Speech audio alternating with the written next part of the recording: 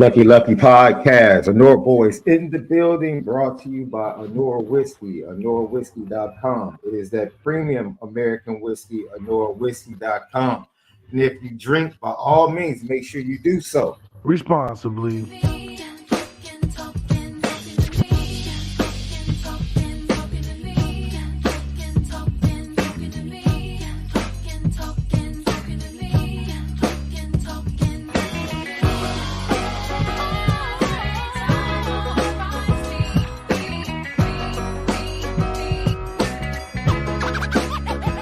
Lucky Podcast.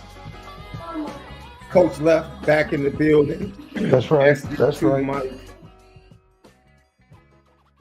Hope everybody is having a great Wednesday, man. Hope you have a fantastic holiday as well.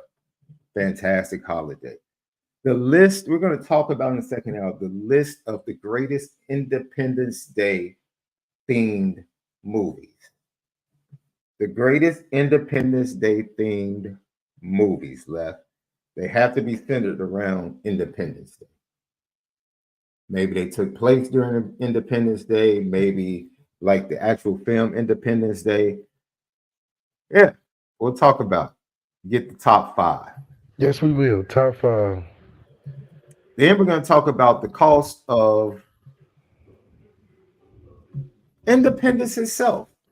Okay. Is Notre Dame losing ground, holding fast to its independence? I want to look at it because there are some advantages, definitely. But then there might be some disadvantages left. So they say. Yeah. Then we're going to get to something you've been saying. Yeah, we're recruiting.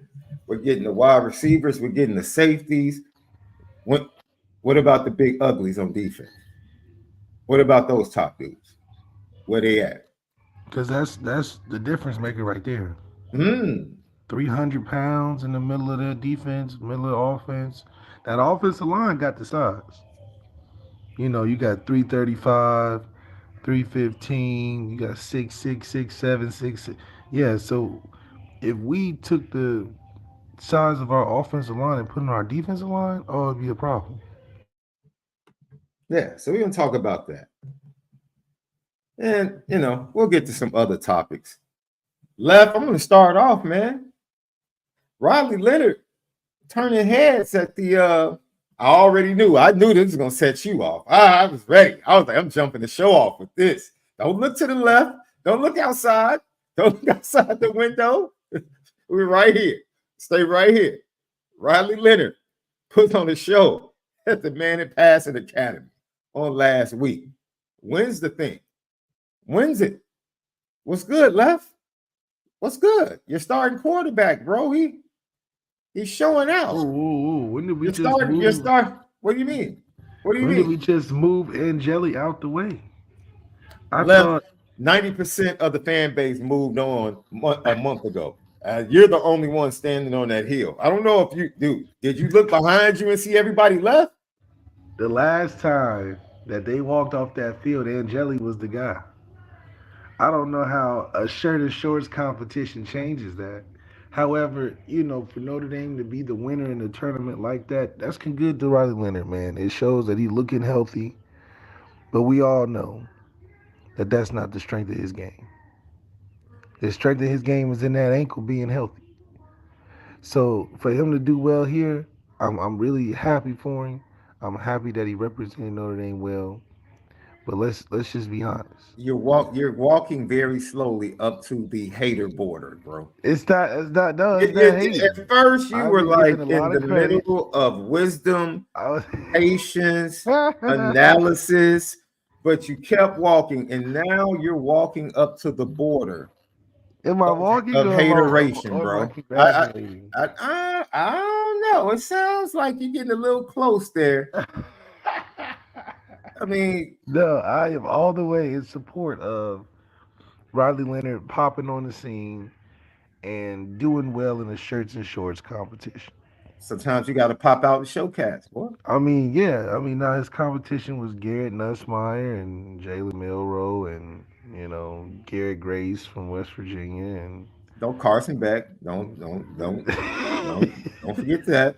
Don't just throw out everybody. Connor Wegman, who's the starter for Texas A&M. Like, go ahead, talk about it. Yeah, so it is good to see that the other guys respect Riley Leonard's game, and I think that's what matters in the landscape of how can you provide value to this team and getting further in the playoffs. Because a lot of these guys, we'll see hopefully in the playoffs. Quinn Ewers will be in there. Not Jalen Milroe's team because we already know about Alabama this Yeah, you season. got them marked down for Yeah, 5 losses, right? no. Five, right? Five Yeah, minimum, right? five because they're not. I don't Hmm. know how they're making the playoffs. Yeah, Okay, but yeah, anyway, yeah. no, I think that shows that he's on the right path of being healthy for camp. And with him being healthy for camp, I mean, it's all about the synergy between what Denbrock can do and what he's able to retain, getting ready for what is supposed to be, him being the starter. But it still goes down to you can't get over the fact that a lot of reps were missed in the spring. So getting ready for through fall camp with you not with I don't know how the reps are going to be divided now that you're being cleared, but that's still less preparation time. Like I said, unless we go, he's getting 90% of the reps in the fall, or 75% of the reps during the fall camp. Does it make sense to just jumpstart him when it comes to running an offense first week? Now, if he's in there taking a third of the reps and sharing it with three guys, and because of the rotation, he's not taking first team, he's got to take third team on some days, and you getting the 33% of the reps taken, I don't feel confident, regardless of you winning the shirts and shorts competition, of you playing against tackle football in a high stakes environment because you don't have the amount of prep time. And I still don't believe you have generational talent to where you are head and shoulders, wake up out of your bed and throw for 4,000, 5,000 yards. I haven't even seen 3,500. So I'm not going to pretend that your talent is somehow increased. Now you will have a better standing because of your resources and surrounding with Denbrock. Because what did we say? We said with Denbrock and all things included, you fully healthy going into the season and everything goes right, you should be around 38, 3,900 yards. Just because of receivers, running backs, helping the passing game, light boxes, deep threats, you should have around 38, 39, all things included, doing the right thing. Lucky Lefty podcast. Riley Leonard putting on a show at the Men in Passing Academy. Yeah, ladies and gentlemen, what you're witnessing is Malik finding out that he might not be in the career he should be in. Because he right now is acting as if he's one of the best defense attorneys in all of the land. Because good defense attorneys, they ignore all of the evidence. They ignore the wide receivers talking about Riley Leonard's deep ball from the spring. They ignored that, even when he had time to practice. He's ignoring that. He's ignoring his one-on-one conversation with a first-round defensive back, All-American, and Benjamin Morrison from just a few weeks back, when Benjamin Morrison said, no, Riley Leonard's, he's a dude. He's a dude. Left is ignoring that, ladies and gentlemen. He's ignoring what we've heard and what the evidence is from the Man in Pass Academy. He's ignoring that. He's ignoring all of that to be steadfast in his defense of the other quarterbacks on the roster. You would be a hell of a defense attorney, bro. I'll give you a perfect analogy. During my elite 11 years with JT Barrett, Christian Hackenberg, Jared Goff, a lot of the favorites that you hear about today, the winner of the whole thing was Asante Willard. Exactly. So winning shirts and shorts don't really do much when it comes to real football. But I do think that him being able to show that he has some semblance of talent, I think that's why we got him in the transfer portal. Now, how that translates to him playing well in the playoffs, because I'm not getting off of that hill, that the playoffs is going to determine his value in this transfer ordeal. I think the regular season, with the schedule and the resources and things that we have, it can give you a false sense of reality. I think for him to be able to be healthy enough to be in the passing Manning Academy is the biggest thing, is the biggest benefit out of this whole thing. Is being healthy enough to go out there. So that means you're going to be healthy enough for camp. It seems that you've been working the receivers in Idaho or Oklahoma or wherever you was at. But I'm excited because, this is an opportunity for Steve Angeli to take advantage of what is believed to somehow lose your job when you wasn't at work. How you get fired on your day off? How you get fired on your day off?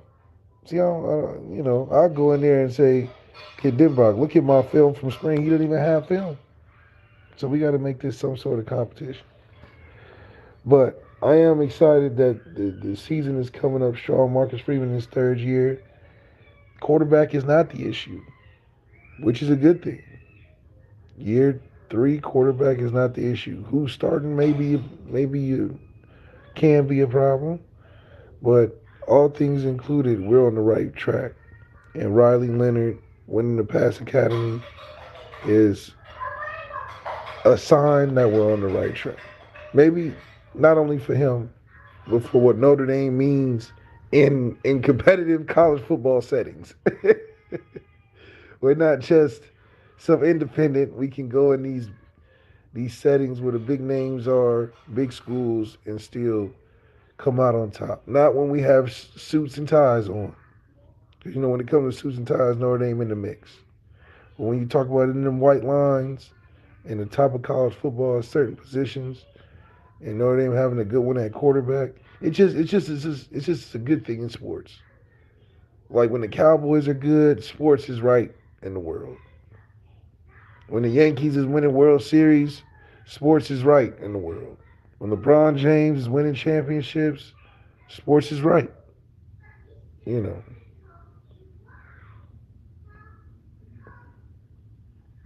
Are you on mute?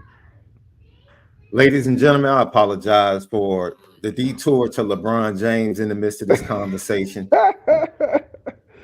I'm just talking about things that are right in sports.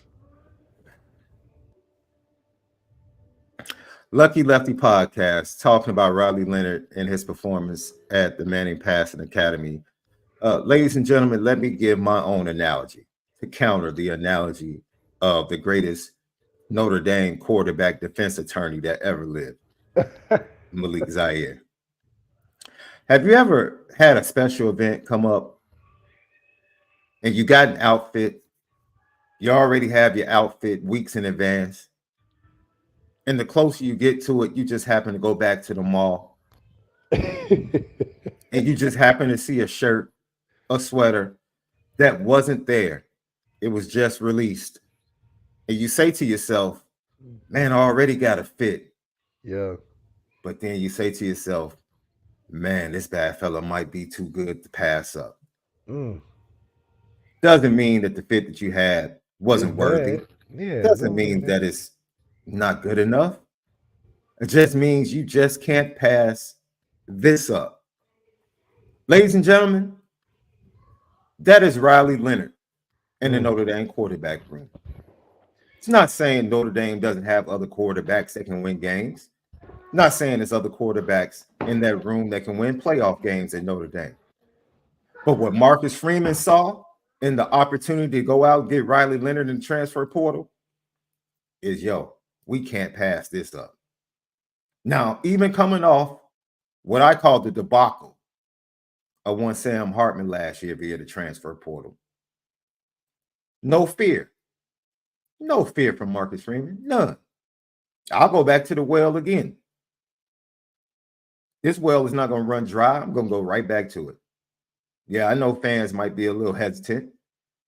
guys like Malik Zaire, former players, might be a little hesitant based upon Sam Hartman's performance last year. No, I'm just saying. Hold on, let me finish. No. I didn't jump into your story, love. But somehow, some way, Marcus Freeman deemed Riley Leonard good enough to go ahead and make that choice.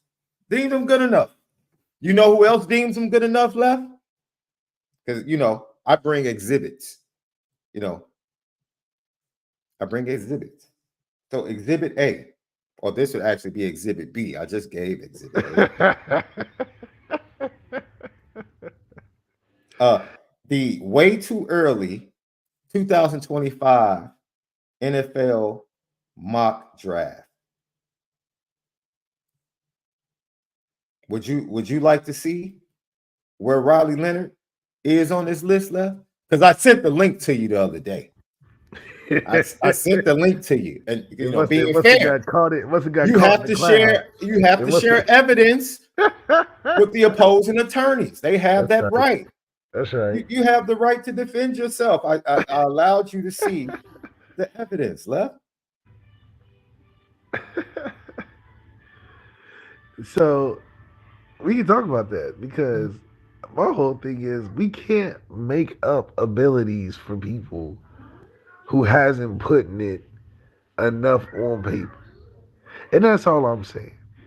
I was good with Sam Hartman because on paper, Sam Hartman is a top 5 college quarterback from a passing yards perspective. So when you're saying, oh, that's the hottest thing in the transfer portal, heck yeah. Now, the fact that it didn't work out, that's a whole nother story. But the perception was there. Oh, we're getting an upgrade. You get the number 5, top 5 passing leader of all college football time. That should be a slam dunk. So the expectation is there, and then also the amount of success that should follow is there also. My problem comes in with Riley is that there are no accolades. There's no Heisman or passing leader or top 5 in any category necessarily in college football. He's just got the most of 2,500 yards total or passing. Now, if I'm just reading numbers, that doesn't sound too good. But then you mix that with he's a top generational talent. Oh, he went toe to toe with Notre Dame. Oh, he's supposed to be this and that.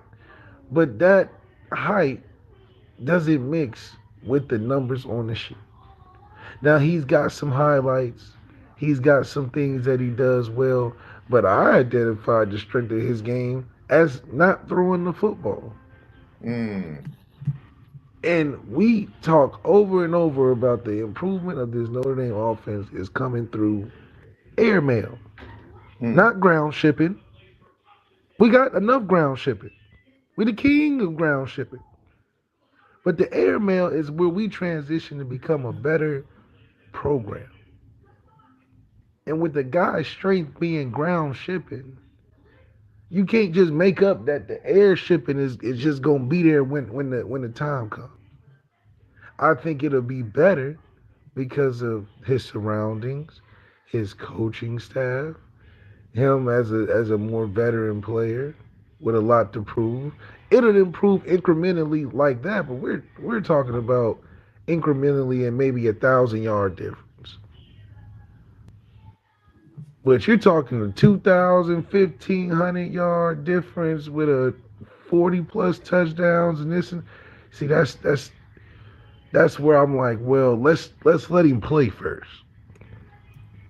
Let's let him work into it first. You missing all the spring coming in these last month and a half. You only got what, 25 practices, 30 practices before the first game. How can you be confident and say you got your feet under you well enough to operate a whole offense? We're not just talking about standalone talent. We're talking about operating within an offense. Have synergy with your offensive coordinator. Dan Brock and Gino Gaduli said day one, it's about continuity with the team. They did say that. They did Now, say that. unless continuity happens with 33% of the reps going into fall camp, unless you go in there and say, Kenny, you got to ride this shelf or play scout team after being a 2 and practicing with 1s all spring, and then tell Steve, I'm going to need you to take 2s, even though you haven't done anything, for a guy that hasn't done anything but show up in the fall. If that all takes place, Mm-hmm. then yeah, I can be feeling good about the success of where we're headed in the early on part of the season. But you can't sell me that we're just going to roll out first game 40, 50 points. Riley Leonard starter day one on 33% of the reps. I just don't think that math adds to what people are believing it'll happen because of him winning the academy. First of all, you put respect on Riley Leonard's name. From this day forward, you refer to him as number 20. The projected number 20 pick in the first round of the NFL draft. You put some respect on his name. Drake May was number 3. Put some respect on his in name. college. Put some respect on his name. Drake May was number 3 pick and it was 75 in college. Didn't win a lick of nothing. Didn't win a lick of nothing. So we talk about the success for the Notre Dame football team. Mm-hmm. Hell, Deshaun Kaiser went what? His 2016 year, he went second round, early second round, won what? 5, 6 games? Left. So yes, he may be a talent, but is he a talent for Notre Dame to win a championship is the question. Left. It's okay, man. I'm just saying. I know you used to be in the Rebel, bro. You showed up to Notre Dame as an early admissions kid, talking that talk. Not being boxed in. That's who you are. I get it. Left. I get it. I said Steve has earned his right to be successfully. How I'm moving? I just want to know how I'm moving the goalposts. So continuity, right? Yes, continuity. If their continuity was the biggest thing, Alex Smith would still be the starting quarterback in Kansas City, right? No, because wait. No. When they saw the talent, they had a playoff football team, and Andy Reid said, "Yeah, I can win with Alex Smith, but this kid over here." Is Riley Leonard that much more talented than Steve Angeli?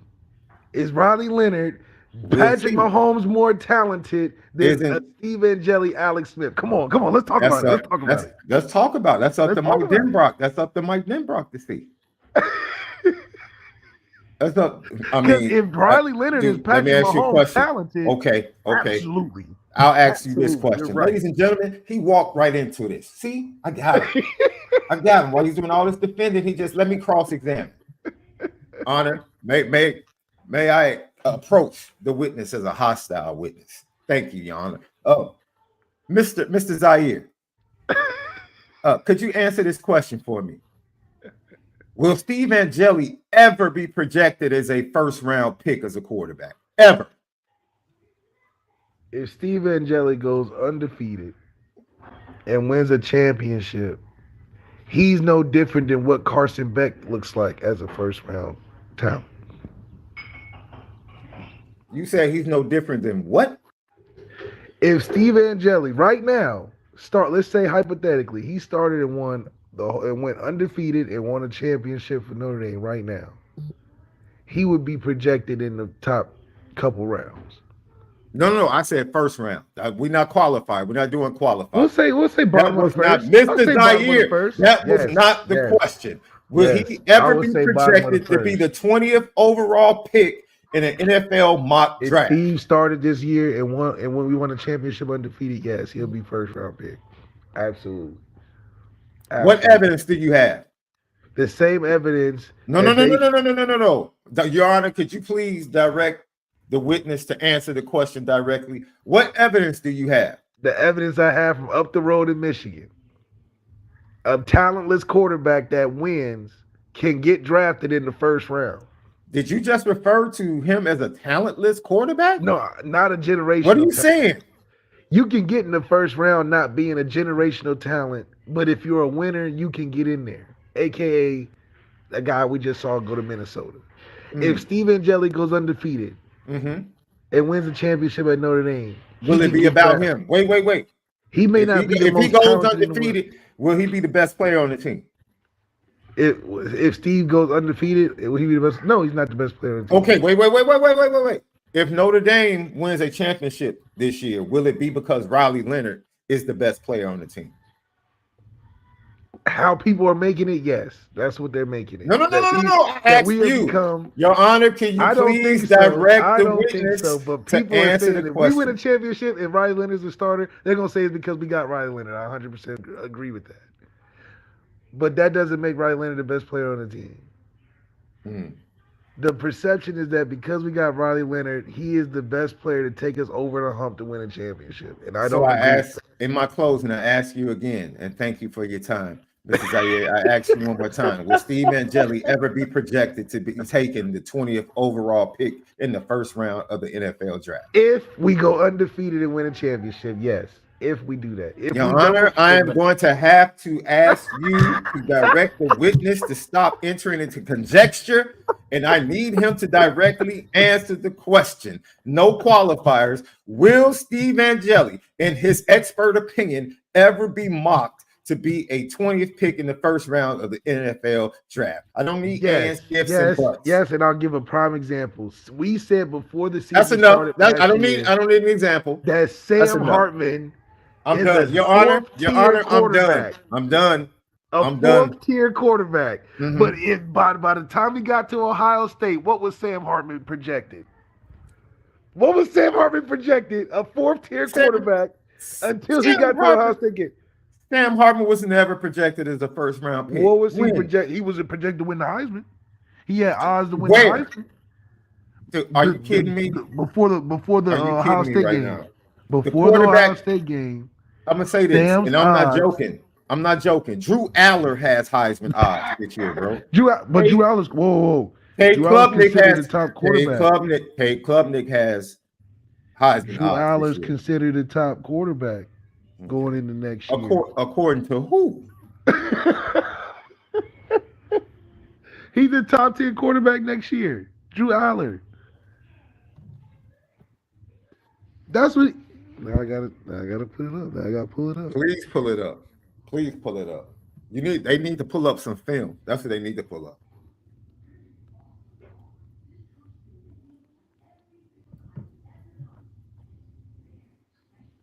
I mean, I'm sure he did have Heisman odds. What does that mean? What does that mean? Once again, I said Cade Klubnik and Drew Aller have Heisman odds this year. What does that mean? Because you got some Heisman odds. If you win at the right place, yes, you can push yourself to a first-round talent. And Angeli, if he wins in that style, yeah, that's a long shot of a way to win. But if he can position himself in a really good spot by doing that, he's like coming out of nowhere type. Are you sure? Are you sure you don't want to pick up some more clients, bro? You might be better off winning this case defending the two young quarterbacks in the quarterback room. Are you sure you don't want to switch clients right now? I know that it takes preparation to play this game at a high level. And by default, not having the amount of reps needed to do that to get ready for a season, you can't tell me you finna take off this superstardom level. No. You're missing what we're saying, Left. Myself and 90% of the fan base that has come to the realization that the quarterback position has been decided. You got this dude taking trips with all the wide receivers. You can do that. You got your All-American defensive back telling you how good he is and that he's elite. What are you? Wait. What are you not picking up? I'm not picking up. You have signs. This has nothing to do with whether or not he's going to produce, Left. That's not the conversation. Okay, That takes place on the field. That's what we're talking about. You started defending Steve Angeli without realizing that the competition is pretty much over, bro. I know it's over due to the politics of things. You paying $2 million for a guy, you're gonna pay the $2 million. Oh, that's all we're saying, You're gonna play the $2 million. Then stop standing on the this guy needs to start against Texas A&M hill. No. Stop that. He does. Stop. He's the more prepared guy going into Texas A&M. Okay. You can't tell me he's not. All right. You think that Riley Leonard's more talented than Steve, but you can't tell me that Riley Leonard's gonna be more prepared than Steve for game one. No, I was pointing out why you kept asking why. I gave you the reasons. I gave you the evidence and conversations that you've had and what we've seen over the summer. I gave you the evidence. And I'm saying why those are regardless of whether or not those are inflated hypothesis about what they feel like Riley Leonard should go out there and do. What they feel like he can do. Who is they? You think Mike? Wait, do you think Mike? Do you think Mike Denbrock has a problem with him throwing with the receivers, or do you think Mike Denbrock encouraged that? I think Mike Denbrock encouraged it because he's afraid of the non-continuity with a guy that has 33% of the rep. Okay, I would feel better if they go into fall camp and they say, okay, this is a Riley Leonard preparation. You know what? I know what this is. I know what this is. If they go in there and say this is Riley Leonard prep to get ready for Texas, it's amazing. It's amazing as a Drake fan. It's amazing that as a Drake fan that you would pick up the spirit of Kendrick Lamar. It's amazing. I see what this is, ladies and gentlemen. This is Left's not like us moment. He was not recruited. He was not developed. He's not a day one. I get it, Left. I understand. You rock with the day ones at the position. I get it. Now I understand. Preparation. And for that reason, ladies and gentlemen, I'm going to go ahead and give Left a pass. I'm going to go ahead and give him a pass on this one. They're not like us. I get it, Left. I get it. You, Steve, CJ, Kenny, they're not like us. I get it. You ride for your day. Would you take your mom's cooking that you grew up with?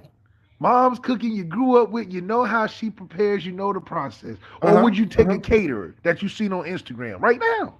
Right now, which one? Well, I can only speak for myself because my mother's amazing in the kitchen. Okay. Heck, I would take my wife over a caterer. So I mean, I'm blessed. Okay. I don't know about everybody else. I'm blessed. I'm blessed. I would take my mother-in-law. I'm really blessed. I'm truly blessed. The Lord has truly blessed me. So we're truly blessed. A lot of brothers out there. A lot of brothers out there might not have that same experience.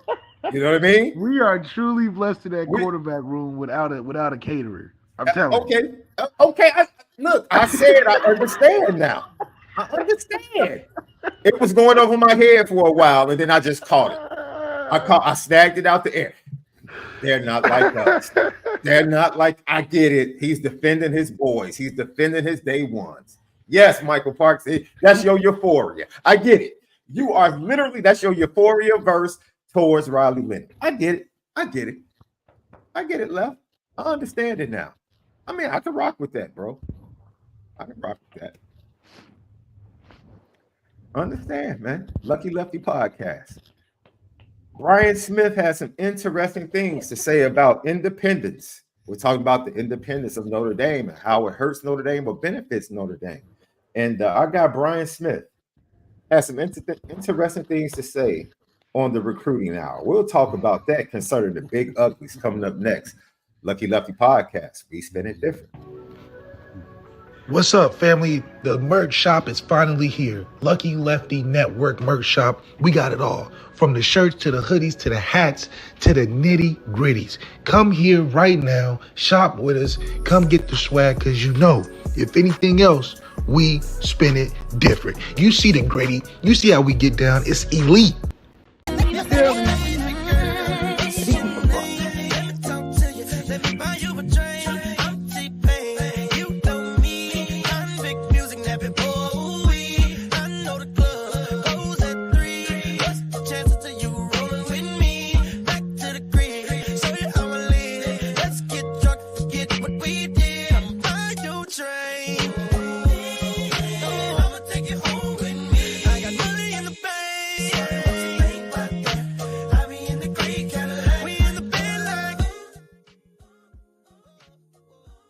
I think you're on mute. I think you're on mute. Lucky Lefty Podcast and Nora Boys back in the building. Brought to you by Nora Whiskey at NoraWhiskey.com. It's that premium American whiskey at NoraWhiskey.com. We apologize. I did not mention at the beginning of the show, if you have a GTB question, a get to the bag question, put it in the chat.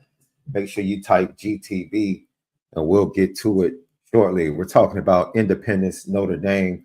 Does it still benefit Notre Dame as the landscape of college football starts to change? And I want to go to a conversation that the longest thing, the one thing you have said with the elevation of recruiting under Marcus Freeman and his coaching staff, the one thing you continue to point out is, we can change the quarterback room, we can change the wide receiver room, we can continue to be O-line U, we can change the defensive back room and the linebacker recruiting. But until we start changing the big uglies up front, yeah, it just can only get so far. and not just from a development standpoint, because Notre Dame, you pointed this out, Lev, from a development standpoint, and what Notre Dame has developed on the defensive line. But you gotta think development happens over years. You know what I'm saying? Where a team like Georgia has guys ready year to year. We build up to like a year 3 or 4 where it's like, okay, all those dudes are ready. Georgia is like, okay, in those build up years, we're still ready. We're just cycling through guys that are ready. So the development won't be appreciated in this culture today of football because it takes time. Just like anything good, it takes a little bit of time. But the way to win is to have guys ready today and still develop. You know, you bring Ade in freshman year. Ade wasn't ready to play until his last year there. Javon McKillen wasn't ready to play until his last year there. That was a fifth. He took an extra year to still play. So both of those guys have gotten shots in the league and have had time spent in the league, but that's because they have developed to get there. The difference between us and those teams that are printing guys out year to year, which we are too, is that those guys are ready that freshman year. They got a Dallas Turner that could damn near go to the league, Will Anderson that could damn near go to the league the first year. Davion Clowney that can go to the league the first year. year 3, we talk about sitting out and just waiting to leave because of the rules. A Leonard Fournette ready in year 1. How many year 1 guys does Notre Dame get? We got Jalen Smith. He was a year 1. Will Fuller was a 2-year guy. But a guy like Stephon Tuitt, that's a year 1 guy. A guy like Lewis Nix, that's a year 1 guy. So Notre Dame has to get guys that can play year 1, which is obviously harder and more sought after. But that's where the next step for a program that does develop well. Because we probably surprise kids. And all the kids that we have drafted, and all the kids in the NFL, we probably surprise a lot of these kids. Because they're like, well, I didn't see that pop on ESPN or come up often. Yeah, because it took 3 years to get there. You know, ESPN is taking the most marketable right now. They're not taking a Romeo Okwara that's been good the 2 years in his 3rd year. Now he's the premier. He's been good the whole time, just developing. So that's what we have to cross over into is we got guys that can go today. Just like a Kentucky basketball team. They got 2 first-round top lottery picks, and they lost to a team with a 5th-year, 26-year-old transfer. So the team can be talented,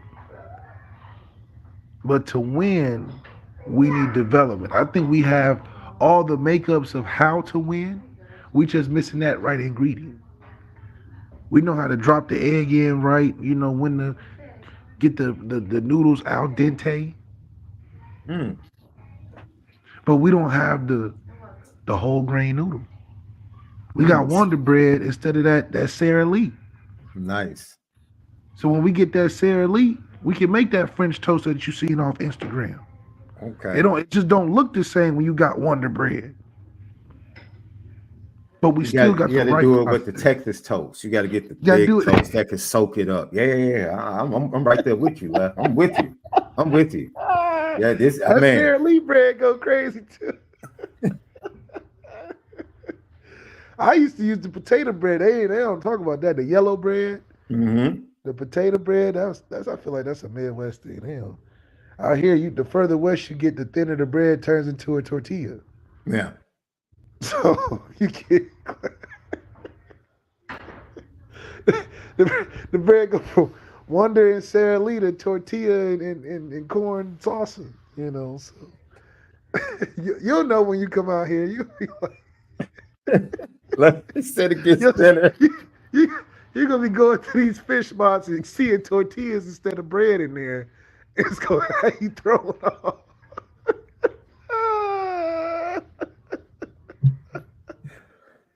Oh man. Lefty podcast. So on the recruiting hour Monday, if you missed it, go over the Irish breakdown of recruiting hour with Ryan Roberts and myself, and we had Brian Smith on, and we flat out asked him about that specific position because he's talking about the 2026 class and what he's hearing from kids in the 26 class and 27 classes, and how Marcus Freeman and his staff collectively have changed the narrative.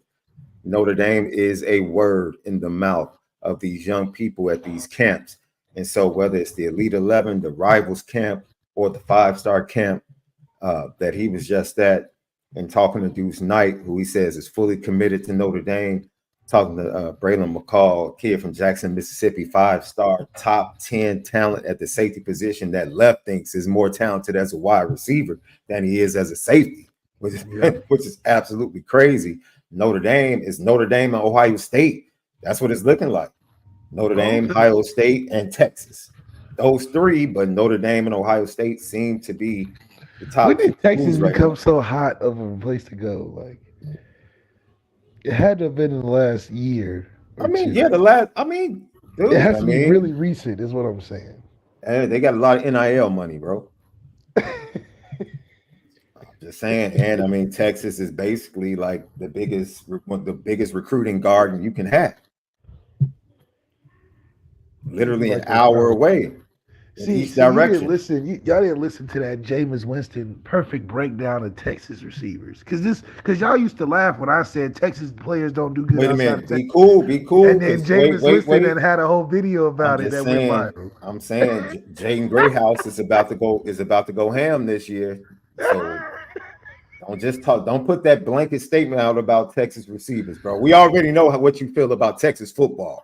You've already been openly disrespectful. It's not just me. Jameis Winston said this. Cam Newton said it. Jameis Winston said it. They say the same thing about Texas football players.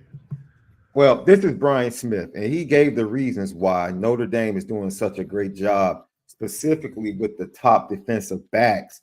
He started off by saying, the fact that Mike Mickens is Mike Mickens, and the fact that Notre Dame is actually putting defensive backs into the NFL draft and have 2 of the top 5 safeties in the NFL currently. That means a lot and says a lot. And kids, they're paying attention. Brian Smith on the Irish Breakdown. Really impressive. And the funny part is all those kids are from the South. At some point, and I haven't looked at the Illinois, Ohio kids and all that. I'm sure one of these kids in the Midwest they've got a shot at that's pretty good too. I have no idea who it is, but be pretty surprising if they don't get at least one guy to come to campus they like in that area too. Yep. But name the last time you even had 2 kids from the Deep South at this point that were elite that Notre Dame had a shot at. There's like a half dozen right now. Yeah. So I think it's a combination of Mickens is good. Notre Dame's had some really big performances like the SC game last year. They're going to live off that for a long time because like him or not, but that quarterback for Southern Cal is pretty good. He got eaten alive. That's the only game in his college career where he was annihilated. It was on national TV primetime. Notre Dame's throwing that film out to every kid that plays DB. I would. I mean, why would you not? And now they're getting guys drafted too. So they're like, you can be this guy. You can do this. You can help us get over the top here. So they've got a pathway to it. And each year now, they've also got guys going to get drafted. We have 2 more this year. That really helps. As long as you're getting guys drafted, especially the Southern kids that I talk to, and I know this probably won't make a lot of people happy. The only thing they're worried about, where do you get me in the draft? Notre Dame had no conversation for a long time. Yep. That's why they couldn't get these kids. And it's amazing how they're willing to go to Notre Dame if they think they're going to get drafted, because it's harder. Right. But if I got a chance to go in the first 3 rounds, just kind of automatically, okay, because they're taking kids like Xavier Watts was a 3-star guy. Yes. I knew he was better than that, but that's what he was ranked. If he'd have lived in Orlando, he'd have been ranked higher. That's another story. But it's still true. They're seeing these kids. They're getting All-American awards, going high on the draft board list. It's an easy pickings thing now.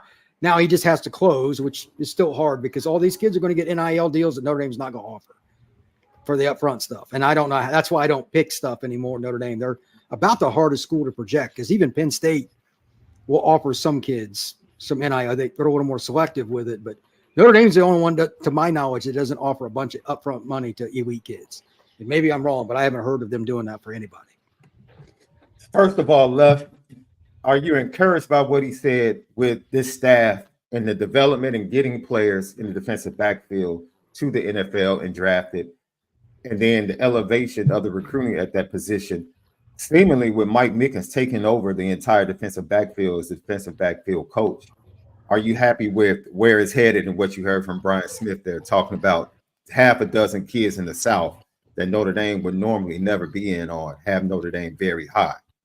I mean, I think it's a little back and forth with me, because I don't believe that it was can you get me in the draft, because like we just talked about, Notre Dame been putting kids in the draft every year. It was a perception thing, and I think Mike Mickens being that perception gap filler to where, okay, the perception and what Mike Mickens has been putting together fits now. Oh, we can pay attention to, oh, y'all really did have a lot of DBs get drafted during that, oh, you guys didn't have DB era. So I think that the perception is bigger than the production, because we've been producing NFL guys, and I just don't like that narrative being there. Notre Dame has never been in the conversation of putting guys in the NFL. Yes, we have. Like, you go into Notre Dame hallways right now, you'll see it there. Hell, most of the guys in the NFL that's still playing with any type of veteran years under their belt is from Notre Dame. Like, what are we talking about? Julian Love is like an 8-year vet right now. And you bring up Julian Love. I said they have 2 of the top 5 safeties in the league. You add Julian Love, that's 3 of the top 10. Julian Love, Harrison Smith, Kyle Hamilton. Like, what are we talking about? Like, 3 of the top 10 safeties in the NFL. Mike Notre Mickens Dame is there for one of those guys. So that's what I don't like about what Brian Smith was saying, as if we were just some lowly, can't produce school that couldn't convince you. But no, there is a gap. Now, see, I think the gap is lesser when it comes to offensive linemen. I think the gap is lesser when it comes to linebackers.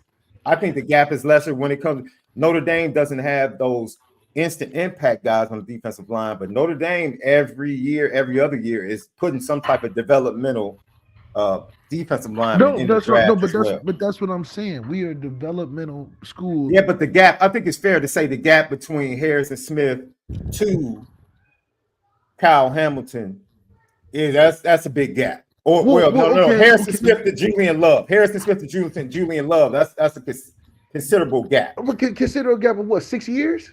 6, 7 years? In comparison to other programs that are doing it every year or every 2 years, yes. No program has put a Harrison Smith, Julian Love, and Kyle Hamilton. You're talking about Kyle Hamilton, Harrison Smith were arguably generational players, and Julian Love's the first round. So in comparison to other schools, I think we're still in the top 5. But isn't that perception though? Isn't that perception though? Because that's reality not fitting the perception. Yeah, I think kids. The reality doesn't fit the perception. The reality says that Notre Dame is O-line U, right? The perception says Notre Dame. No. That's the reality. When you talk about the consistency and then the production that takes place on the NFL level. Well, meaning O-line and nothing else, or just O-line being premier? No, I'm just talking about Notre Dame being O-line U in the full package. Because a lot of people will say, well, Alabama has put more first-round offensive linemen into the NFL than Notre Dame in the last 10 years. But what do they do once they get to the NFL? Shoot, I would even debate they put more linemen in the league than we have in the last 10. Yeah, but that's my point. I wouldn't even debate that's that. my point. I'm trying to support what you're saying. You're saying other schools might have less of a gap from a draft standpoint. No, I'm saying but they other can't schools beat the have less of a quality. perception. Nobody believes that Notre Dame does anything but live in this privileged bubble of not of just. But the real secret is it was really hard for even top kids, just like it is for non-football playing kids, to get to Notre Dame. So yeah, for a good chunk of Brian Kelly's career, top players wasn't even offered by Notre Dame. Brian Smith brought up Caleb Williams and the impact of what Caleb Williams was. Me and you already know USC is no perception changing win at all. Right. And on top of that, he didn't mention the fact that Notre Dame didn't even recruit Caleb. The 2 times he was even available, we didn't even recruit him. So that just goes back to why I think perception is bigger than the reality of Notre Dame, is because the reality of Notre Dame is even top players have a hard time getting there. Now, top players are getting more attention from Notre Dame, but it's not because players didn't want to go there. It's because Caleb looks around and be like, damn, I got every school, and Notre Dame hasn't picked up the phone. That's different than, oh, nobody wants to go to Notre Dame, nobody's thinking about it. No, Notre Dame wasn't thinking about you. So when Brian Smith is like, oh, kids in the South are caring about where can you get me in the draft? Well, that's our leading conversation because we probably have a better standing than any other school.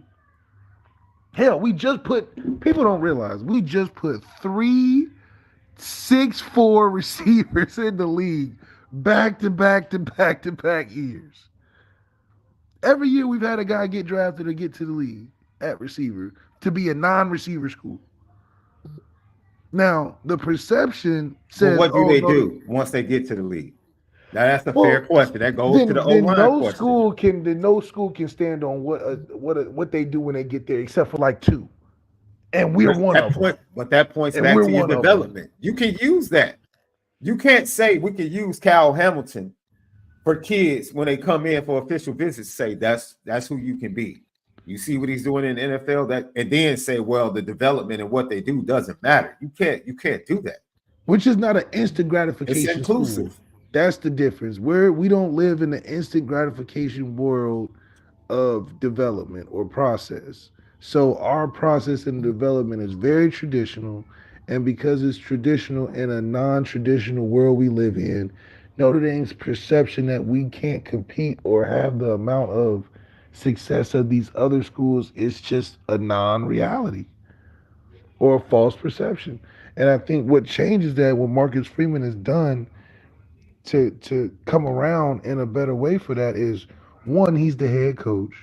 2, he's got guys that are instant gratifiers in terms of a Mike Mickens who can show you a sauce, can give you a bit more, can give you Christian Gray, can give you Carson Hobbs, and lead from the front. Notre Dame has always led from the back. Julian Love was a second round pick, but you wouldn't have known it until draft day, but we've always known it from the beginning, just because it wasn't a good rep. Notre Dame, so I think that now we're just changing the perception of, okay, if you really look at us, we do produce.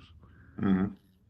And that y'all, a lot of it was hating before, but now it's like appreciation.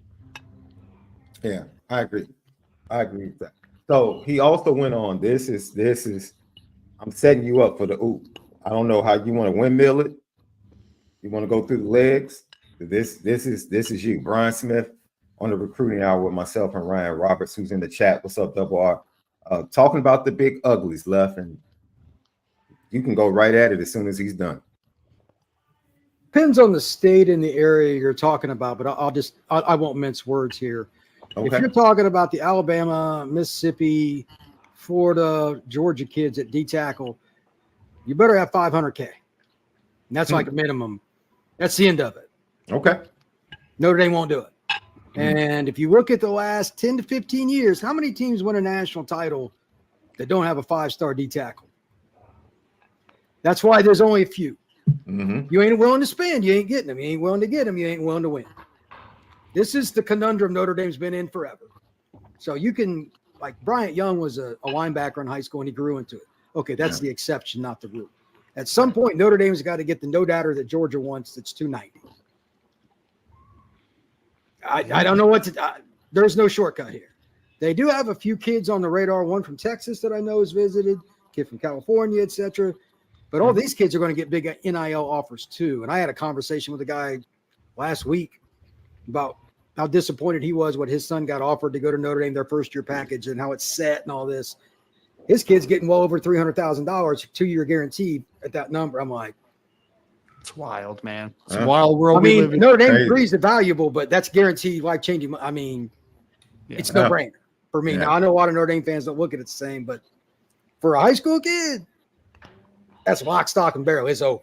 That's how that works. So this wasn't even a D tackle. This was a player in not as desirable position. I don't even want to know what the D tackles are getting off.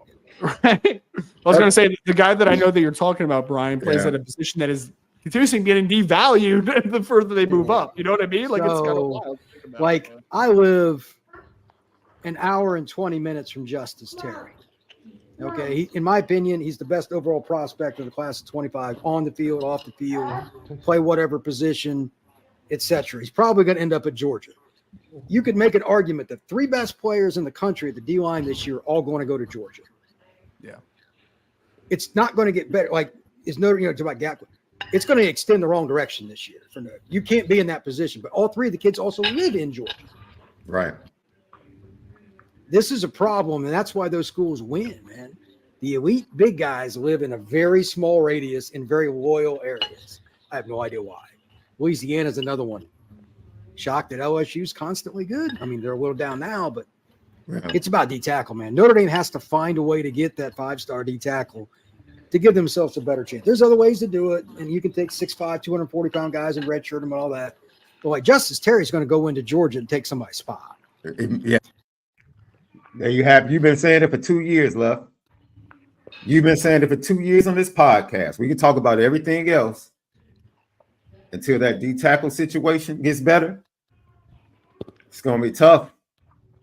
The D tackle situation keeps you to maintain, what you're trying to build on. But, our problem's been a combination of things. I just don't like the perception that, you have to go to a small area in the forest to find these big dudes.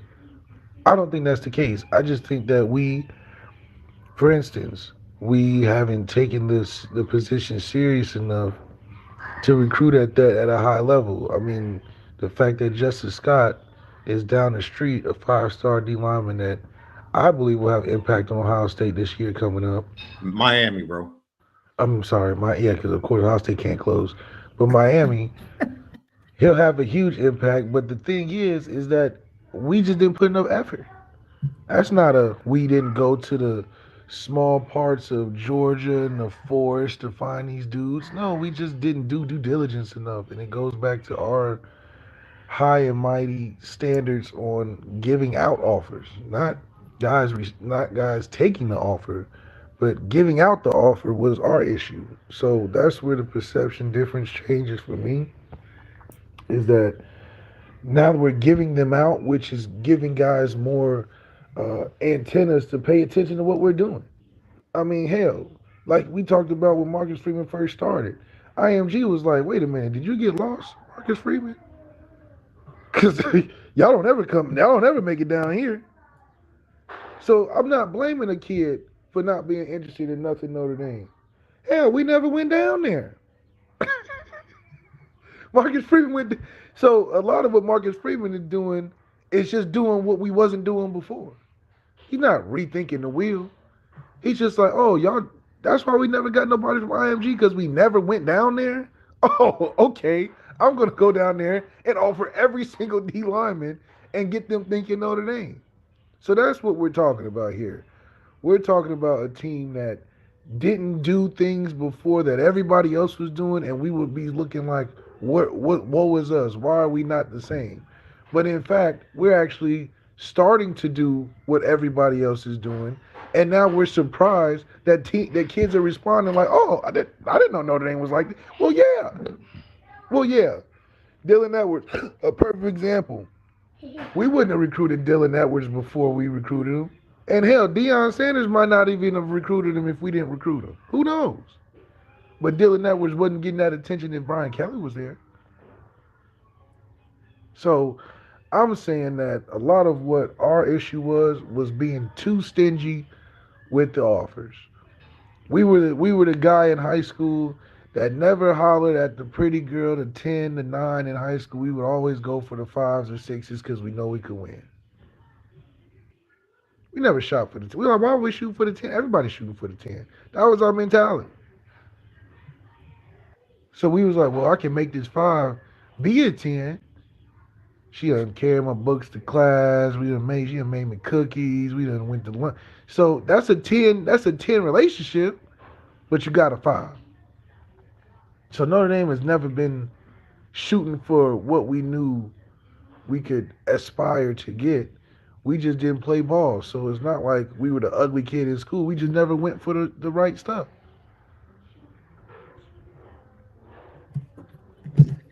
Left, I'll say this, man. You said it. I did not. Because people want to come at me because I've been saying it. I said it before things even heated up. And I think Brian Smith is saying it. The market is the market. Things have changed. Brian Smith tells you, you're not getting those guys unless you got 500K. That's the market for elite defensive tackles. I can't speak to the quarterbacks. I can't speak to the wide receivers. Can't speak to it. He told you, college football now, the market. The check needs to clear before they get to campus for elite defensive tackles. So people got upset when that became part of the conversation for a local kid that you just feel like just because he's an hour away, he should just go ahead and commit to Notre Dame. Hello, the market is the market for a 5-star. I don't care where they are. California, Midwest, New Jersey, Florida, Texas, Georgia. Doesn't make a difference. The market is the market. And we paid the money to Riley Leonard, $2 million. That if we're going to pay for quarterbacks in the transfer portal, and I understand being independent. Independence means you've been successful. Independence means this is the way you do things, and you stick to that because it has worked for you. And I think from the NIL landscape, Notre Dame has been very progressive. Shout out to Amir Carlisle on the work along with the rest of the staff that they're doing, building brands, connecting brands to their players on their roster, and helping them benefit from that financially. That's right. But there is an important position that needs to elevate with the rest of the recruiting that's just a little bit different. I'm sorry. The financial and the economy of that position in recruiting is a little bit different. So you can't get mad that NIL came into the conversation. But Justin Scott, that's the market. And he's a terrible kid. Oh, his parents, all they want is money. That's the market. That's the market. You want him to take below market? You want his parents to take below market? When that's the market, that's the going rate. They could make that sacrifice, but they chose not to. And they're not bad people because they chose not to. That's the market. LeBron James could have taken less to add to the roster. The dude signed a 2-year, $100+ million contract, making $51 million a year. I'm not about to blame him for that. Get every piece of money that you're worth. Go get it. Go get it. So you can't be mad when the market and the landscape has changed in recruiting, specifically for 5 stars along the defensive line. And like Brian Smith said, you're talking about guys that are going to come in and take spots, which is the one thing we love about Sean Sevillano, bro. Sean Sevillano said, I'm coming to take a spot. I'm not trying to wait. I'm coming to start. Then he said, I'm coming to Notre Dame to go to the NFL. When's the last time you heard a defensive lineman say that? At Notre Dame. It's refreshing to hear that young man say that, because you need that. You need that. And you haven't had that feeling from a recruiting standpoint since the days of an Aaron Lynch, Stephon Tuitt. You haven't had that feeling along the defensive line. Is the independence of Notre Dame hurting them in this area? That's fair. That's a fair conversation to have. But I can't argue.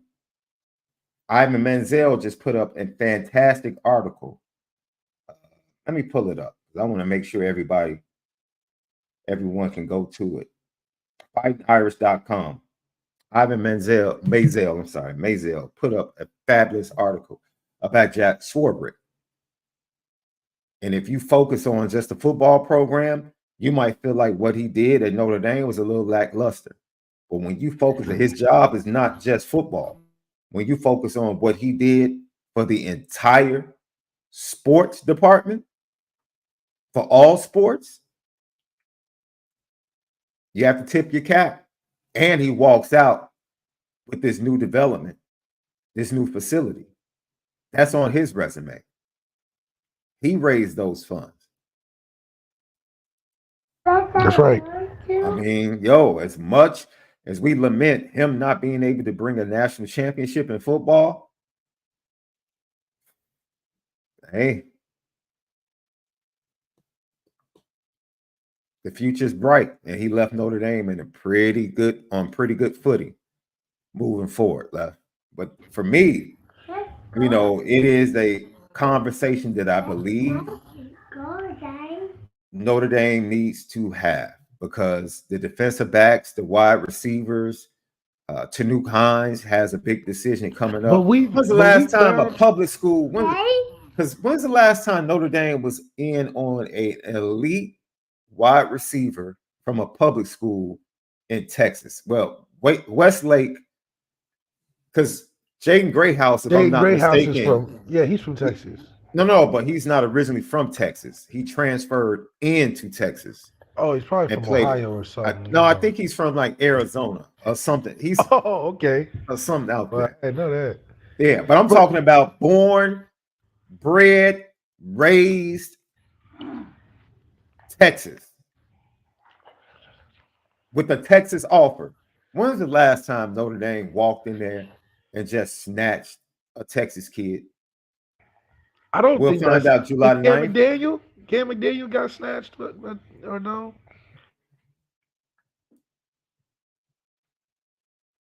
Jalen Guyton. I mean, Jalen Guyton was in the league. So. I don't know. But I think it's hard to Torrey Hunter Jr. But that's the thing that Notre Dame has circumnavigated, is the fact that we may not get the 5-star NIL bag, but we'll get a legacy.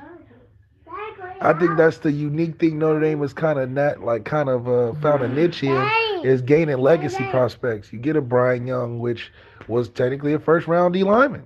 Let me inform people. Nasir Rankin, who is a 4-star wide receiver, who is going to get better, and he's going to climb, especially when the film shows up this year. He moved to a better football program in Morgan Park, transferring from Whitney Young. Better talent. The quarterback for for just committed to not Kansas State. I forget this. I think it's either Kansas or I think it was Kansas. The quarterback he's going to be playing with, the Power 5 quarterback. So you're going to see his production go up. Do you realize that Nasir Rankin, who was at the Irish Invasion, didn't get an offer yet? Notre Dame was honest and said, we want to see your film this year early in the season. That's fine. Kid, super athlete. Immediately, everybody that was at the Invasion, coaches, staff, media, everybody was like, yeah, crazy elite athlete. Guess what just happened, Left? This kid just signed an endorsement deal with Raising Cane in high school. And is he a basketball player? Yes, he's a basketball and a football player. This is my point, Left. This is the game. This is the business. Yeah. This is the business. I just watched a clip where Armando Baycott said, yo, I made 2 million. 2+ million at North Carolina. This is the game. And people get so upset and want to go back to this old model of we pay your tuition in room and board. Man, those days are over. I mean, but that's Notre Dame, though. Now, well, no, I don't think Notre Dame. I think they've kind of even transitioned from that with their players. I just think Notre Dame is standing fast on. Notre Dame doesn't want to cut the check before. Yeah, they're not gonna have a check go to your house from Notre Dame. Yeah, that's not something they want. It's gonna be like they put you in contact and got you with these people over here, or did something like the Brady Quinn thing through community service, but you just not getting no briefcase of $500,000 from Notre Dame. It's just you gotta go walk outside into a new Lamborghini Urus with it's just not gonna happen. Like, and I understand. I know why it frustrates some Notre Dame fans, because if Notre Dame ever decided to, who's gonna stand with them? If Notre Dame really just started cutting checks, it would be too easy. It would be too easy. But we too greedy though. So I don't think we, No, that's not greed. That's good stewardship. Remember? Oh, I'm sorry. You're right. I can't. Jack Swarbrick said it's good stewardship. It's good stewardship. It's not greed. It's not greed. You're absolutely right. I don't know why I would even think that. It's definitely good stewardship, because as a good steward, we can't just cut you the check. It just can't work like that. No 5-star defensive tackle from Chicago. We can't cut the check. We can't. Can't do it. Can't do it. Can't do it. Let's not, we know what's happening left legally now. Parents are getting jobs. Parents are moving down to the campus, nearby the campus. We know what's happening, ladies and gentlemen. And if for ethical reasons, Notre Dame doesn't want to jump into that deep end of the pool, then so be it. So be it.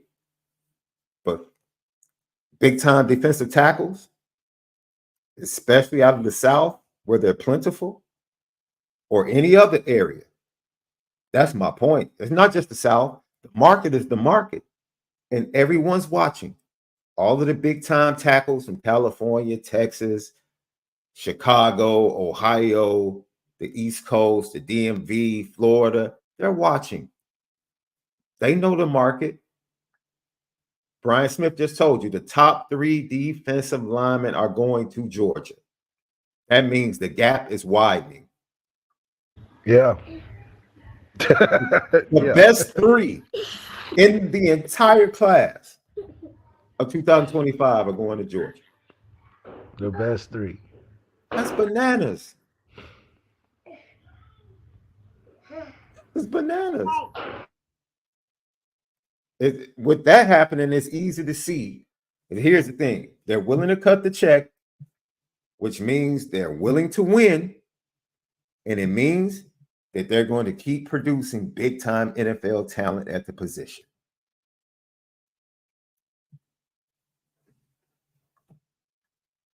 And that's just the market. It is what it is. It is what it is. Yeah, I mean, getting the top 3, I mean, that's just that's dumb. That's dumb.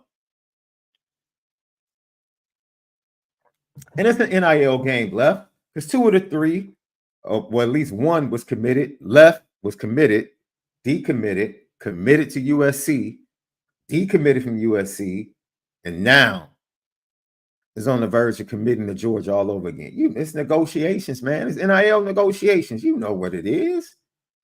You know what it is. We got this check. Oh, they got that? We got this over here for you now. Plus a car.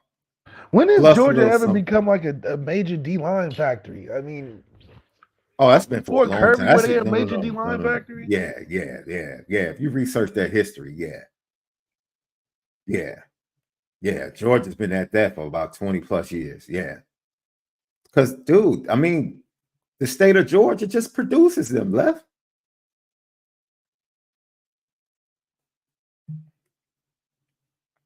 It produces them. That's like trying to find a quarterback in California, Left. Yeah, I mean, or a quarterback in Ohio, something like that. Here we go. Ohio, Pennsylvania. It's hard to argue. Like if you combine Ohio, Pennsylvania historically, it's hard to argue that any other area has produced better quarterbacks. That'd be a good argument. I'll tip the cap to you on that one, Left. Lucky Lefty Podcast. So we have some super chats to get to. If you have a GTB question, put it in the chat. Our guy, insured by Big, LSU fan here. Thank you for the super chat, my man. LSU fan here from Louisiana. Still love y'all's content. Have a blessed 4th. Go Tigers, man. Same to you, bro. Go Irish. Absolutely. Same to you. Appreciate the super chat. Our boy Eric Spadell is always tapping in. Happy holidays to y'all in LL Nation. Everyone be safe out there. And as always, go Irish. Left. Are you a fireworks person? You have the little one, so you have to be. No, a hell fireworks no. person, I stay right? far away from fireworks. I don't like nothing blowing up next to me. Yeah. I just never been that excited to try to lights to be an arsonist. I enjoy it, when you go on a river skate, they got the little shows that be offshore and they do the whole big thing. But I've never been like the type. I mean, they got all types of tents and pseudo setups to sell these fireworks for just 2 days. They're only out there 2 days and people be running it up. So yeah. I enjoy what it looks like, but not doing them myself. Yeah. Got Doma Wop. We hope you're doing well, Doma Wop. Health, prosperity. We hope everything is going well for you. I need some more. The reason I put this up because I want some more clarity. I don't know who he's responding to or whether or not he's responding to us when he put this up there in the chat. He said that is untrue. Historically, any new market is opaque. No prior frame or reference, so prices are volatile that trend upward in the absence of information. He just put something else on. That's were you around for the internet bubble in the early 2000s? Once again, yeah. Look at me. It's safe to say I was around in 2000. Yeah, I think I was here. Yeah, we were all here. But no.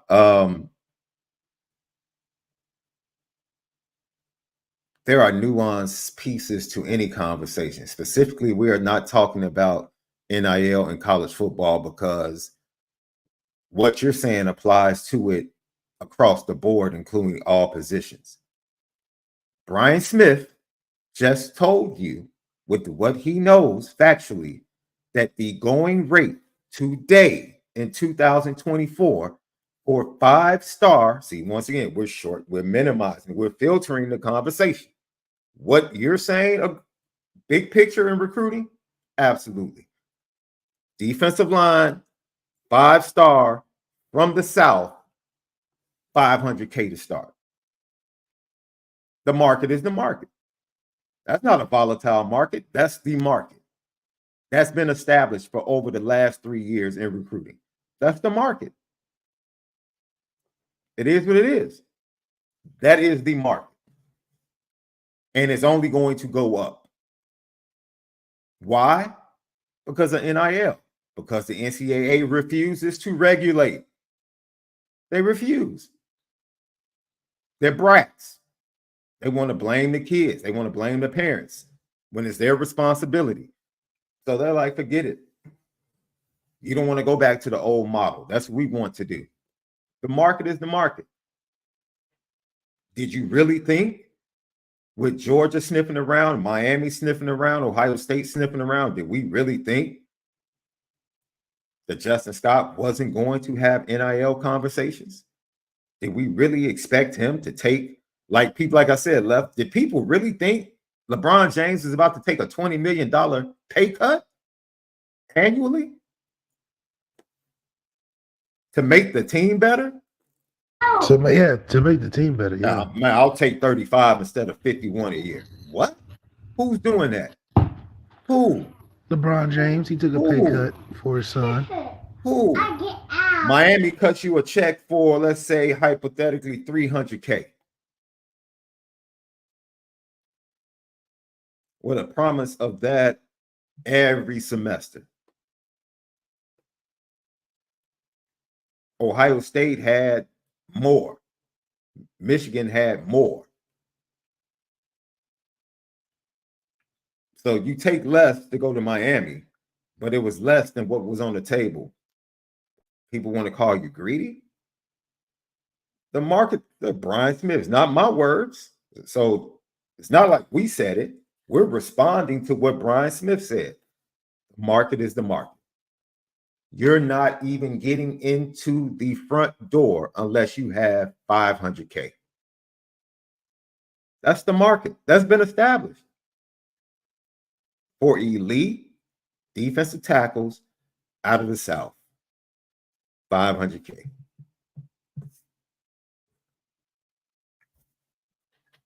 $500. That's, I mean, and I'm not talking about I'm not talking about what the next 10 years hold. I don't care about the next 10 years. I'm trying to get Notre Dame in the door today for the class of 2026.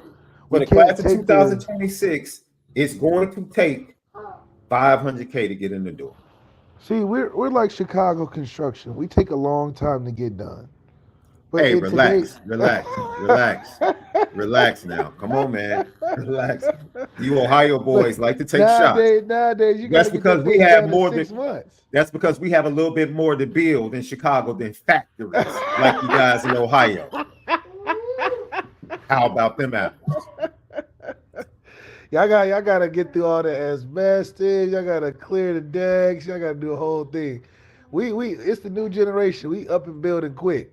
So Notre Dame's got to adopt that mentality, is that sometimes you got to take the good and cheap model instead of the slow and steady model. You know, we got to take the good and cheap. The good and expensive. So we got to really pay a pretty penny to get done what takes us to do in 4 years. Yeah. Because if we ever want to get a Will Anderson, that's a freshman, it's gonna take some Riley Leonard bucks to get it done. Yeah, I think once again, Domawap, man, you're trying to turn this into a nuanced conversation. Left, if I have 5 apples. No, forget that. On average, how much does it cost to go to the theater to see a movie? The Dream Loungers on the IMAX, Left. Tickets about $17 right now. Easily. Maybe in certain, more than that. Yeah, some areas $20 for a premium experience at the theaters. That's the market today. As of July the 3rd, 2020, that is the going rate. That is the going rate for that type of viewing. Now you can go to other movies and other movies that don't have the Dream Loungers and all that other stuff. That's fine. But the going rate for that experience is what it is right now. I'm not talking about what it's going to be down the road. It's what it is right now. You're not getting a 5-star defensive tackle. There is no rotating market. The market is 500K. Minimum. That's it. We don't have to break this down with pie charts and graphs and all of that. You don't have to be an economic teacher or professor of economy to literally talk to kids and their families and say, yo, what's going on in the recruiting? This is what we want. You don't need a master's or a doctorate to go on the road and find out information in recruiting and to come back and report it and say, yo, this is what the history has shown over the last 3 years from the big time kids at this position. This is the market. This is what they're getting. And this is what they're asking for. It's real simple. It's not even that hard, man. It's not even that hard. We're really not it, like Kendrick said when he spit that line. It's not even really that deep. It's not. It's not even that deep, man. Brian Smith was not trying to convey a dissertation on defensive tackle recruiting. He just wasn't, man. We know that we need to be bigger up front. He was pointing out that Notre Dame is unwilling to do what other schools are willing to do because it is the requirement to get in the door for big-time defensive tackles out of the South in 2024. That's it. That's it. That's what exists right now. What happens in the future? Who knows? Hopefully the NCAA comes in and regulates. We all hope they do. We all hope they do. Come in, regulate, because it's getting out of hand. It really is. I can't even get in the top 5 with this kid unless I'm willing to cut a check like that. But just like quarterback offensively, defensively, that is the most important position to be a top elite program. Georgia's willing to pay. Alabama has been willing to pay. Michigan, look at the defensive line they had last year. Look at the 2 top defensive tackles they have that are going to be top 2 round picks in the NFL draft next year. They have 2. Texas had 2 last year. The position is important. And the kids and their families know that they are important to success in college football. And they aren't taking less than what is worth. That's right. They're not. And that, unfortunately, that doesn't bode well for Notre Dame because Notre Dame is not willing to do that. And that doesn't mean we have a problem with Notre Dame because it's like, yo, I respect that. I respect that. We're going to take care of our own. We're not about to get into a bidding war. You know, we make an offer and you let somebody counter it. And we're not doing all of that. We're not playing in that pool, side of the pool. I respect Notre Dame for it. I don't like it as a fan because I want a 5-star defensive tackle every now and then left. I'm just being honest. That's right. Sometimes we need that. But I respect it. I respect it. I do. I respect it. You know, Mike don't have to agree with it, but I respect it. I respect it. But I will say, and I think Doma Wop just put something in the chat. I think it points to a school like Notre Dame having to be very picky moving forward. Like, I don't mind if they're picky. I think the Justin Scott situation would have been the right investment to make. We don't do this all the time, but we feel like this is a different situation for several reasons. We're willing to invest in this one. Pre-arrival. You can be selective in the D-tackle market. You can. You can. That's my opinion. Will they do that? I don't know. But I think moving forward, that's a step that maybe they can be open to. That Jack Swarbrick he didn't feel good about that. I think Jack Swarbrick, one of the reasons he got out is because the way things were headed really didn't go with his ethics and how he felt things should go. To be honest. Pete Bavacqua, maybe he feels a little bit different. Coming from the TV side, maybe he's a little more open to doing those type of things. You know, I personally have talked and spoken with Notre Dame alum that are willing to open a checkbook if and when Notre Dame ever decides to go that direction. You know, but this is the cost of independence, man. Like Doma Wap said, I think a lot of things are coming to a head for Notre Dame. From the business standpoint, a realignment, where the super conference is going, will Notre Dame eventually have to let go of their independence and join a conference in order to be part of the, you know, extended playoff and the playoff expansion? All of these questions are going to be on the table for new athletic director Pete Bavacqua. And it trickles down. It trickles down to everything, recruiting, everything we talked about. Everything we talked about. But Notre Dame, hey, it's better off having the resources and being good stewards than to not have the resources. So I don't mind being in Notre Dame's position because they have been good stewards and they do have the resources. Left, give me 3 movies that you like centered around Independence Day as we get out of here. I like that War of the Worlds with Tom Cruise. That was a good one. That was a good one. That was a good one. I like Independence Day, Will Smith. I just one of the good movies. And and all around. And I like the one Battle for Los Angeles with Rihanna. Okay. Because Rihanna's in it. Okay. I'm with that. I'm with that. I'm gonna go with Forrest Gump. Had a period of time where it was around Independence Day. Jaws, the original movie, was actually centered around Independence Day weekend. Oh, really? Yeah. Yeah. All right. The original Independence Day, of course. The Sandlot, classic movie, was also centered around Independence Day.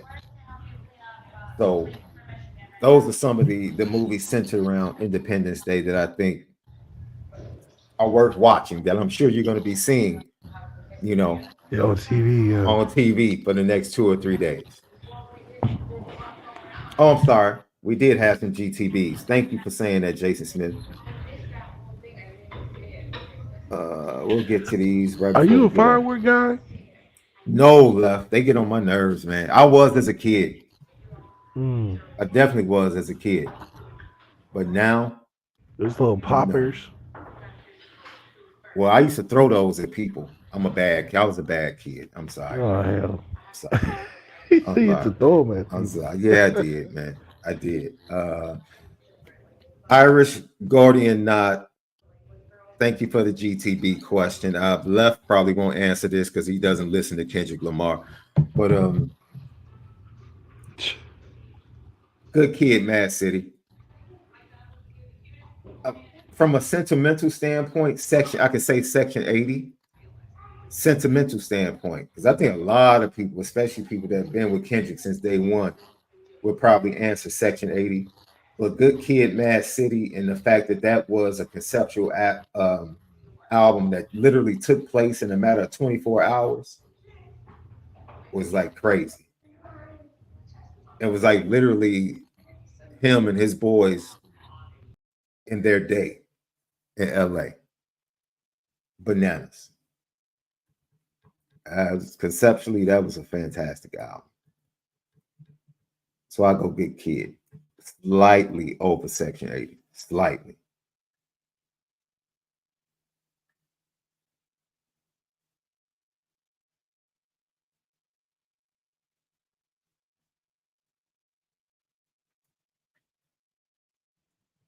And oh, you know what? I missed this one. Doma Wop, that's a really good point.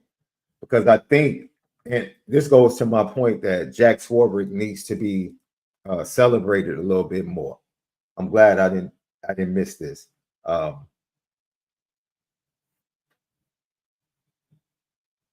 Especially big picture, there could be distortion.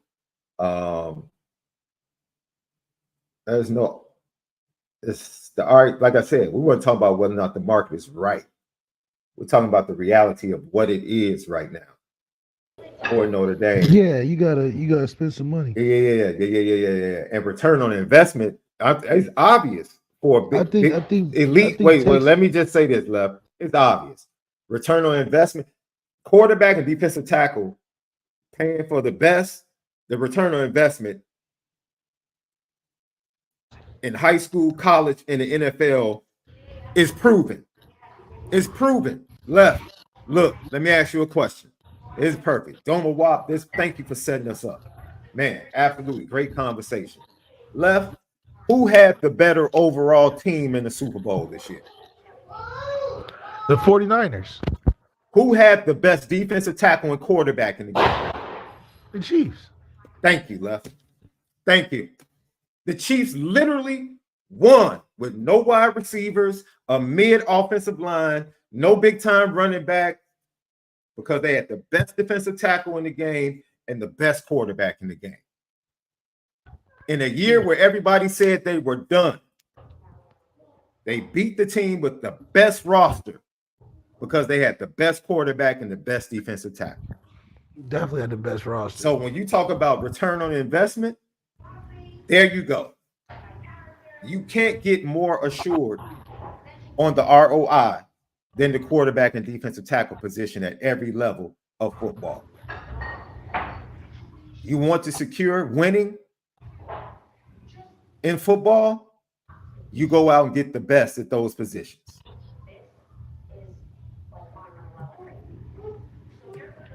I think Kirby Smart is pretty happy with his return on investment.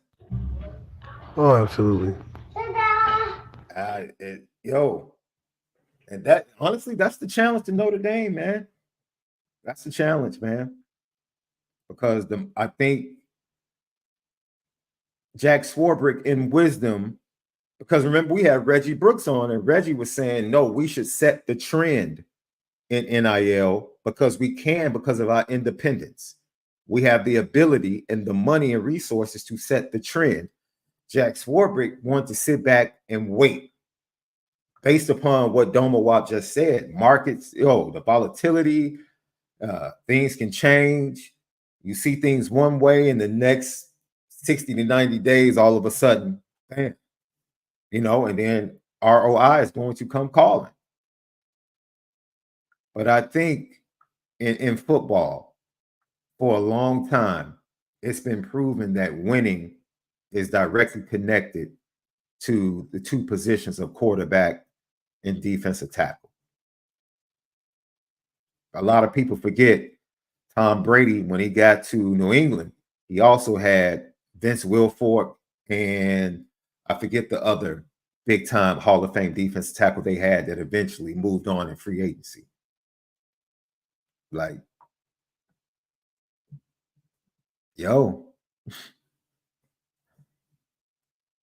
I understand Notre Dame stance. I really do.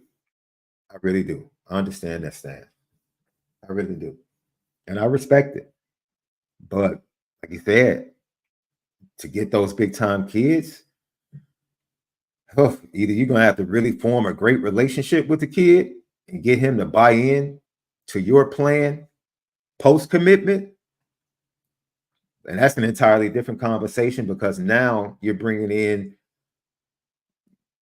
a resume of your defensive line coach has to be there when it comes to development. And Notre Dame doesn't have that. They don't have a D-line coach that has a top-notch resume when it comes to development. If they did, then their position would be strengthened, in my opinion. And that's not to say that, because I think Notre Dame's defensive line has played quite well, other than struggling to stop the run in some big games. But other than that, they just don't have that long-standing defensive line coach that players can look at and say, he's like Mike Mickens. He has a list of players that he's developed and that he's still developing that are trending well to be taken early on in the NFL draft. I think private equity is already, honestly, I think private equity on a small scale is already in there. And I think part of the regulation that's being taken place, that's regulation without it being regulation, is finally them saying, okay, now the schools can be involved. Once that rule was passed and they allowed the schools to be involved instead of these, groups, NIL collectives, which was sketchy within itself because there's a lot of players not being paid and being lied to and being finessed. Now with the schools being directly involved, I think that kind of helps things out. It's not regulation, but in a sense, it kind of is because it helps the situation. But yeah. A good point, Newt Rockney. Yeah, Reggie White definitely won a Super Bowl for the Packers. Man, the position, it's a premium position. It just is, man. And high schoolers know it. Hey, it's a premium position. So take advantage of it while things are the way they are. Lucky Lefty podcast. Yeah, Mills and Cross, but let's be honest. Left, I'll let you answer this because you played there. Do you give more credit for who do you give the bulk of the credit for Riley Mills and Howard Cross? The former defensive line coach or the current coach? Because I think the foundation is very important. And you saw what Mike Elston did has done before he moved on to the NFL, what he did with the Michigan defensive line. So he recruited these guys. Important? I mean, he recruited these guys. I mean, I think it's a little different than like Mark Jackson and the Warriors. I think Mark Jackson not only brought those guys, but set the foundation that I think that they carried with Steve. But for Notre Dame, I would definitely probably credit like a Riley Mills specifically just because his adaptation with how college football works and coaching changes, right? So when coaching changes in college football, it can be very volatile because they can just say that's not your guy. The left does not want you to answer that question. Well, that's right. He's like my media guy. He lets me know what's good and not good to say. Hey, we thank you for joining us today. Great show about Notre Dame's independence in different areas, whether or not it's a benefit, will they have to move on, will they have to change and shift some of their thoughts and some of their stances. Great conversation. The chat was lit as always. Once again, subscribe on YouTube, Apple Podcasts, and Spotify at CFB Nation. Follow us at Lucky Lefty Pod on X and Instagram, and also at patreon.com/Lucky Lefty Network. Garland Doxy, I'll get this one for you. It's a nice pick. Chicago kid, grew up in Chicago because of the pandemic, never played varsity basketball in the state of Illinois. I'm happy about it. I wanted Dalton Connect. I thought he was a better player. Now, but I think the Bills are. You challenging the GM? You don't think they should have got? First of all, this is the same GM that I told you should not give Zach LaVine money. And now he can't get anybody to even trade for Zach LaVine, not even second round picks. If they allow me to be the GM of the Bulls, I promise you, they would be top 4 in the East every year. For real? Every year. I told them 3 years ago, don't pay Zach LaVine. Don't do that. Now they stuck with him. Now they stuck. So would you got Kobe White thing? Because Kobe White's coming up next. No, Kobe White has developed quite nicely. I think Kobe White, I don't know if I would give him Patrick Williams that contract they gave him. See, I was the one that said all Lauri Markkanen. When everybody was down on Lauri Markkanen here in Chicago, I said you need to go get him a top-notch point guard. He needs a point guard. Oh, you're a Lauri Markkanen fan? Yeah, all he needs. I think Lauri Markkanen is a very nice second, third piece on a winning team. Oh, he's like a Porzingis. Especially if you get him a good point guard. That opens his game. What happened when he went to Utah? He got good guard. He got a good point guard from Jordan Clarkson. Absolutely. And all of a sudden his game blossomed. So, dude, yes, make me the GM of the Bulls. We'll be straight. We will definitely be straight. About it. I'm telling you. That's my thought. I like to pick long term. I think he's going to be a fabulous player, a second or third piece on a really good team. They're going youth movement. That's what I do like. They have finally admitted, look, let's move on from Lonzo. Let's move on from DeMar. Let's move on from Zach LaVine, Kobe White, Ayo, Patrick Williams. Heck, they're even thinking about moving on from Vucevic. At least be honest. Don't keep Y'all us in this. rebuild. That's a Yeah, rebuild. don't keep us in this play-in one playoff game. The United Center is going to be packed because people love basketball in this city, and it's a great date night. It's not because of the Bulls. They lead their top 3 in attendance every year, Left, with a bad product. That's because of the culture of basketball in Chicago. That is the culture of basketball here, bro. That's the sports culture. This city is going to support. And they have a fantastic building over there on Madison Avenue. They do. It is great for entertainment, bro. Great. Sight lines. The food is great. The restaurants on the concourse are great. The bars on the concourse are great. You go for a hockey game. They got the kegs in the hallway. It's a party in the hallway. It's a great date night. It's a great place to go. It is. And the ticket prices right now aren't ridiculous. They definitely aren't crypto, which is ridiculous when it comes to ticket prices out there in LA. You know? So we'll see. Have a great holiday. I'm pretty sure Left has the boys, so he's all about fireworks and barbecue tomorrow. But we will have a special interview coming up, hopefully this weekend. Yes. Hopefully we get that. All right, we'll see you guys, man. Have a great day. Make sure you continue to spend it different.